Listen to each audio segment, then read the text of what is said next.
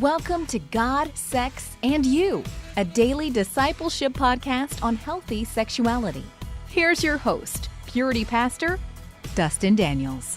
Now Sarai, Abram's wife, had not been able to bear children for him, but she had an Egyptian servant named Hagar. So Sarai said to Abram, the Lord's prevented me from having children, so go and sleep with my servant. Perhaps I can have children through her. And Abram agreed with Sarai's proposal. So Sarai, Abram's wife, took Hagar, the Egyptian servant, and gave her to Abram as a wife. So Abram had sexual relations with Hagar, and she became pregnant. But when Hagar knew she was pregnant, she began to treat her mistress Sarai with contempt. Then Sarai said to Abram, "You know what? This is all your fault. I put my servant into your arms, and now she's pregnant, and she treats me with contempt. The Lord will show you who's wrong, you or me." And Abram replied, "Look, she's your servant, so you deal with her as you see fit."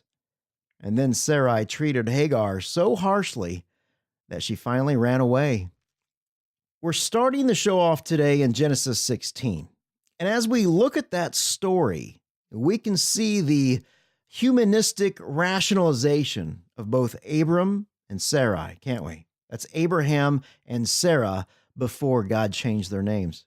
And it seemed like a good idea at the time. But as you can see, things didn't end well, did they? This is what my guest Dave Carter calls an add-on affair in his book titled Anatomy of an Affair: How Affairs, Attractions, and Addictions Develop, and How to Guard Your Marriage Against Them.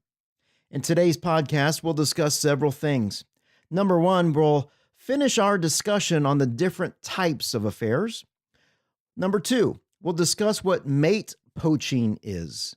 And number three, we'll discuss one of the fastest growing types of affairs, the reconnection affair. Today's show is titled Guarding Your Heart. Okay, class 4 is what we call an add-on affair. Now, this is an affair with very narrow boundaries. These people don't email, they don't text, they don't call, they don't buy each other gifts, they don't eat lunch. They don't do anything together except the one thing they share in common that they can't share or don't share with their spouse. Let's just say you like to hike, and your spouse doesn't care about the outdoors. So you go in this hiking club. We have hiking clubs in our church. We have bike clubs, motorcycle clubs. We have all kinds of things like that in our church. So if your spouse isn't interested in that, you're in one of these clubs.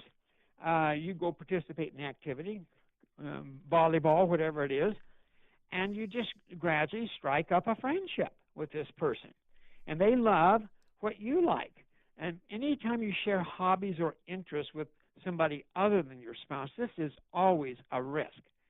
So this friendship becomes special, and you begin to talk, and you begin to look forward to it, and you begin to maybe even dress accordingly, and it kind of brightens your day, and it begins to start what we call that mood alteration experience, where seeing this person brightens your mood, just lifts your mood. And eventually, over time, this conversation will move from what's external and professional to what's personal and internal, how you feel about things. And at that point, you are robbing the marriage, you're starving the marriage, and you're feeding the friendship. And you're starting to save topics for this person to share with this person about your life that you should be sharing with your spouse, but you're not. Then you move into a level 3 where you begin to use this as kind of a secret stash, and you hide it because you know you're going to be in trouble if somebody found out what this person really meant to you. But sex is rare if it does happen in this relationship. It's only as a thank you for our great friendship. But these friendships are very addictive. I've seen them go for 30 years with no sexual activity, no erotic activity. Dave, it seems and I've like... seen people who have gone through rehab. Now, I'm not joking. Wow. 30-day rehab programs, multiple 30-day rehab programs trying to break these kinds of friendships. It seems that this type of affair, this add-on affair, would be really prevalent actually inside the church with ministries of, people coming together, they're doing all the right things together. And just like you said, a hiking ministry, or I think you use an example in the book. You tell the story of two people on the worship team. Yeah. Yeah. Am I tracking with you there? Is that? Oh, is this... yeah, exactly. Okay. Anytime you share a heart passion with someone other than your spouse, that's dangerous. That's risky. That doesn't mean you shouldn't do it, but you need to go in with your eyes wide open that this has more potential, or potential for more damage than you ever even dream at that point. You need to be very careful and watch yourself and listen to yourself and know what's going on inside yourself when you're around this person. Because, Dustin, we all need admiration. We all need affirmation about our skill set or our abilities. And when that admiration and affirmation starts to flow between the two of you, then that little next step that kind of hides for a while is what we call accommodation, where you begin to change your schedule to meet this other person's request. And when you're in accommodation and your conversation also is changing, as we talked earlier, you are really in deep doo-doo, really bad stuff. So when your conversation really starts to change and it becomes more intimate and you start to hide things from your wife, that's when you know you're in real trouble. That's it. Okay, very good. Yeah. The add-on affair. But they will argue. These individuals, we're just friends. I've never kissed her. I've never touched her. I understand, but you're also very emotionally involved with her. So that right there's another red flag whenever you start defending the relationship, it sounds like. Oh, yeah. Well, you referred to it earlier. Shirley Glass wrote a great book called Not Just Friends, highlighting these kind of emotional attachments to people other than our spouses. And she's not a believer. She just wrote a great book. Did lots of research on it, on this subject. But this will happen to you, and you talked about it earlier when we talked about making vows. We made vows to each other in front of people. That's how we used to protect marriages. And then we actually put rings on fingers. Not all cultures do that, but many do, to kind of identify this person as taken or belonging to them. But today, rings won't protect you, because there are single people out there looking for people with rings on their fingers with this thought in mind. Well, you made her happy. Maybe you could make me happy instead. And in a large study just released 2 years ago, 50% of single men who participate in that study and 47% of single women who participate in that study said they had gone after married people with that idea in mind. It's called mate poaching. There's a term for it, Dave. Good night. That's crazy. Yeah, I was in a TED Talk. Wow. You also mentioned that men who are unhappy in their marriage, they send off certain signals that women or other people can pick up on. Can you say more about that?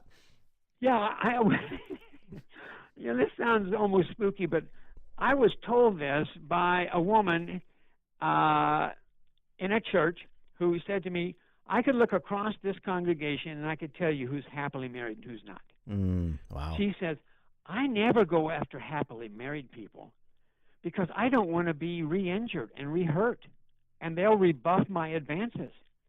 I go after unhappily married men because maybe we can share a little happiness together. She actually told me that. Wow. I said, you're kidding. No, not at all. She said, you can see it. You can just pay attention how they sit with each other, how they act. They don't have to be lovey-dovey. You can just tell whether they're happy, satisfied, content. Are they enjoying being with their spouse, participating in this activity? That's what you look for. You stay away from those kind of people. Boy, she's right, though. I mean, I can see that. I can totally see that. Yeah, I can too. She just had it really well refined. Wow. So we've got 4 different types of affairs, Dave. We've got the one-night stand. We've got the entangled relationship. We've got the sexual addiction aspect. We've got the add-on affair. Is there anything else? Yeah, there is. It started in 1995. by the way, I forgot the biblical illustration of the add-on affair. Okay. I presented this at a pastor's conference, and I told those pastors, I said, I don't really have a biblical illustration for this, but this affair is designed to meet a deficit in the marriage, a very particular deficit, an emptiness, a spot that needs filling. And so I went through the criteria and all that kind of stuff, and a pastor jumped up at the back of the auditorium and shouted out, "That's Abraham and Hagar." Wow. And I just about floored. But you begin to think about it. Mm-hmm. That's exactly what that was all about. That relation was to fill a void in a marriage that in that culture and custom was acceptable. But it produced all kinds of chaos, and it has for the last 4,000 Oh my goodness, years. Absolutely. Yep, and it will continue to do so. Wow. So the fallout hardly ever stops from this kind of stuff. Okay, last class. Started in 1995. We call this a reconnection affair. This is where the young mom at home has been up half the night trying to keep this baby calm and calm them down. And finally, about 3 o'clock in the morning, they get the baby to bed, but they got to get up here in a couple hours and go to work. And so they sit down at the computer and they think to them, I wonder whatever happened to Billy.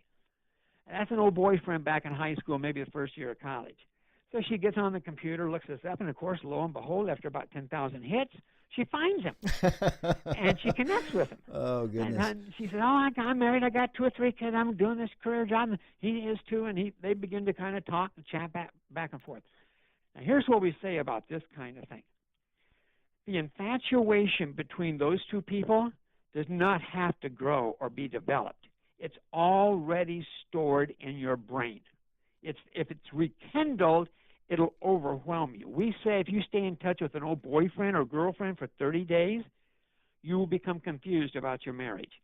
You will begin to think you married the wrong person because your spouse doesn't make you feel like this.